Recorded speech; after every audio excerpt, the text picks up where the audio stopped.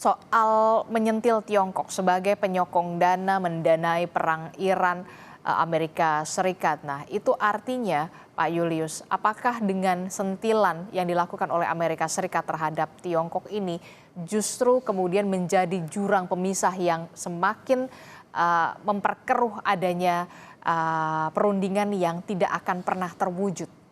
Kalau dari kacamata Anda, Pak Julius? Ya, Cina saya kira sudah berkali-kali disentil oleh Amerika Serikat ya, banyak kali ya, dan kalau ini disentil lagi, saya kira tinggal tutup telinga, itu yang bisa dilakukan oleh Cina gitu. Tetapi ini menjadi menarik karena kenapa harus menyebut Cina gitu, Hmm. itu artinya bahwa Amerika Serikat mengakui posisi Cina ya, yang dalam hal ini memegang kartu truf ya gitu. Jadi kita selalu bilang Amerika memegang kartu truf gitu ya untuk perundingan, dan ternyata Cina juga memegang kartu truf gitu ya, sekalipun dia bukan pihak ya yang dalam konflik ini gitu. Dan kalau kita ingat peran dari China cukup signifikan, yang membuat perundingan yang pertama itu bisa berlangsung. Pada waktu itu dari Cina mencoba meyakinkan Iran gitu supaya mau berunding, dan Iran kemudian atas dasar dukungan dari Cina bersedia di perundingan yang pertama gitu. Nah, kemudian di perundingan kedua tidak efektif kan. Kita tidak tahu apakah ada komunikasi antara China dan Iran gitu Hmm. ya, komunikasinya itu mendorong Iran untuk berangkat ke Islamabad gitu, atau justru jangan berangkat ke Islamabad, kita kan tidak pernah tahu ya gitu. Hmm. Hmm. Nah, tetapi poin pentingnya adalah kalau tadi disebut soal mencekik, ini kan bahasa-bahasa retorika yang tidak mengundang empati dunia ya gitu. Hmm. Bukan cuma Iran loh yang sekarang tercekik gitu ya. Dampaknya kan minyak mentah turun nih Hmm. 0,35% sampai 0,35% gitu ya, menyentuh di angka 107 dolar per barrel sampai 108 dolar per barrel gitu. Lalu kemudian dampak lanjutannya ke pangan, ke pupuk gitu ya, itu kan terus lanjut, termasuk juga inflasi. Mas Faisal tadi nyebut di Amerika Serikat sendiri juga naik. Jadi istilahnya seperti dia mau mencekik Iran, tapi Menteri Keuangan mencekik warga negara Amerika Serikat juga ya, Mbak Hmm. Disti ya. Hmm. Eh, Mungkin yang dia tidak sadari gitu ya, Mhm. Mhm. nggak pernah jalan, nggak pernah beli bensin mungkin ya. Iya, Jadi warga negara Amerika Serikat sendiri di dalam negerinya tertekan dengan ekonomi yang semakin tidak stabil dengan meningkatnya harga minyak di sana.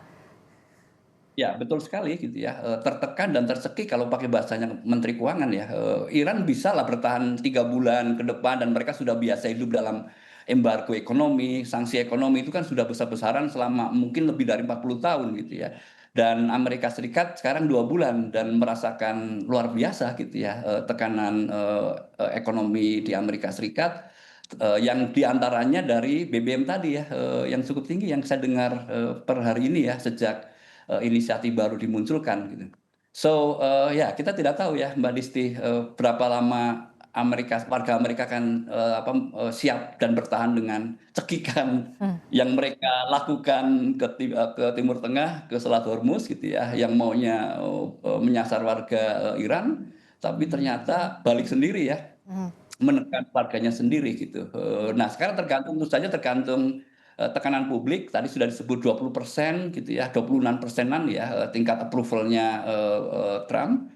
Lalu juga dari Demokrat sudah berkali-kali menekan gitu ya, apapun namanya ini adalah operasi militer, Freedom Project tadi, termasuk klaim bahwa Trump menyebut perang sudah berhenti di 8 April gitu.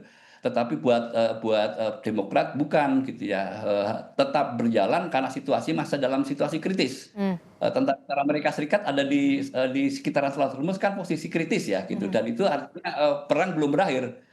Dan kewajiban seorang pemimpin 30 hari kemudian menarik pasukannya gitu dari wilayah yang disengketakan ini. Oke, Kongres kita sudah melihat bagaimana apa yang kemudian diutarakan dalam Kongres di Amerika Serikat begitu ya. Presiden Donald Trump sebentar lagi dalam hitungan bulan juga akan menghadapi pemilu sela di bulan November 2026 begitu. Tekanan dari dalam negerinya, kemudian tekanan dari dunia. Apa menurut Anda yang akan dilakukan lagi oleh Presiden Donald Trump? Manuver semacam apa lagi setelah soal kemanusiaan ini yang akan membuat Donald Trump akan mundur teratur tetap menjaga keeping face dari Presiden Amerika Serikat Donald Trump untuk Iran? Ya, Trump ini kan dikitari oleh orang-orang yang memang haus perang, ya, menteri perang, menteri luar negeri gitu ya. lalu kemudian juga ada komandan operasi wilayah ya si Steve Witkoff gitu, lalu plus Jared Kushner ya.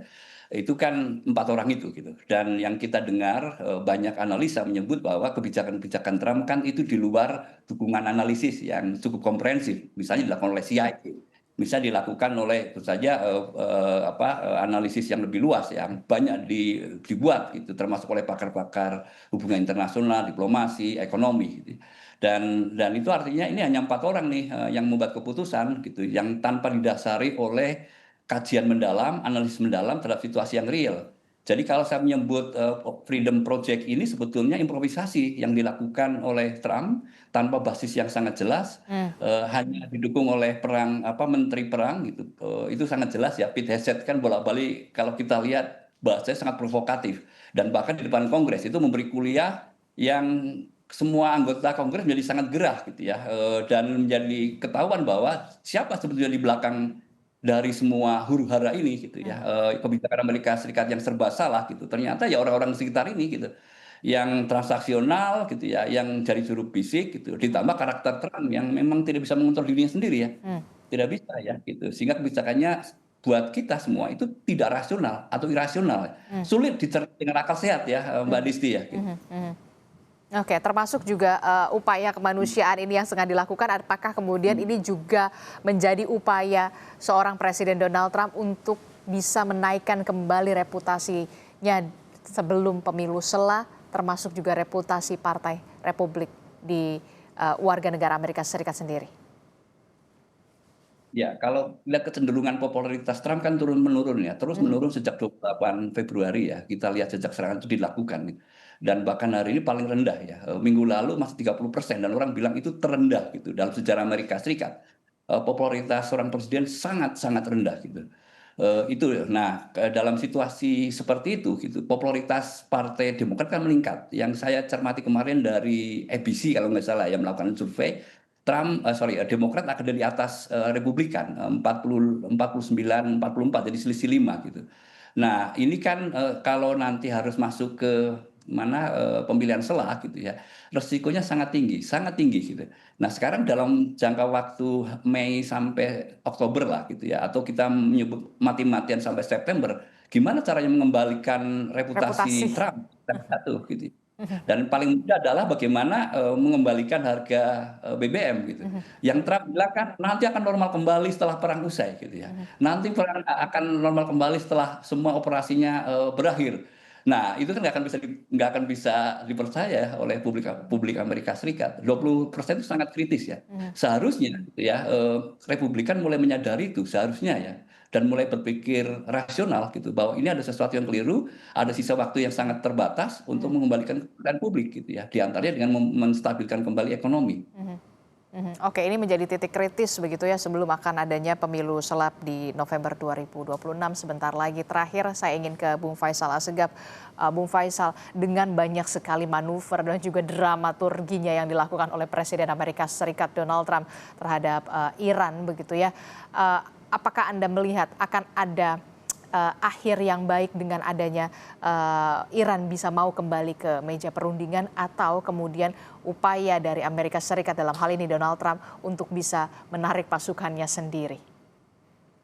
Saya kira semua tergantung Trump ya, karena Iran sudah mau berunding, bahkan menawarkan kalau memang kita akan buka Selat Hormuz kalau blokade laut Amerika dicabut terhadap pelabuhan Iran. Tapi kan sampai sekarang ternyata Trump dengan alasan proyek kebebasan atas nama kemanusiaan, ternyata Trump ingin melakukan tindakan militer dengan menerjunkan kapal-kapal perang untuk mengawal kapal-kapal tanker minyak ataupun kapal dagang yang ingin melintasi Selat Hormuz. Tapi ya saya kira itu tidak akan mungkin berani dilakukan oleh Trump. Karena ya dalam 2 bulan saja kalau memang benar Amerika itu adalah sebuah negara superpower, ya harusnya dari awal perang ketika Iran menutup Selat Hormuz harusnya Amerika langsung menerjunkan kapal perang untuk membuka paksa. Saya kira semua tergantung Trump. Kalau Trump mau mengalah, artinya mencabut blokade laut, Selat Hormuz akan dibuka oleh Iran. Saya kira kuncinya di Trump.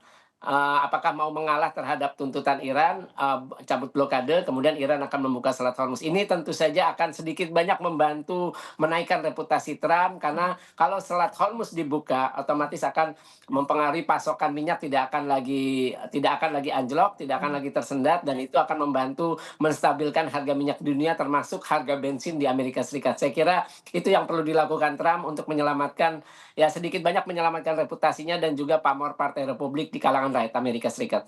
Oke, baik. Terima kasih pengamat Timur Tengah Bung Faisal Assegaf dan juga pakar hubungan internasional dari Universitas Parahyangan, Pak Julius Purwadi telah bergabung bersama kami. Sehat selalu Bapak-Bapak. Saudara, kecepatan informasi dan akurasi data adalah komitmen kami. Satu langkah lebih dekat, satu langkah lebih terpercaya. Saksikan Sapa Indonesia Malam di Kompas TV Channel 11 di televisi Anda.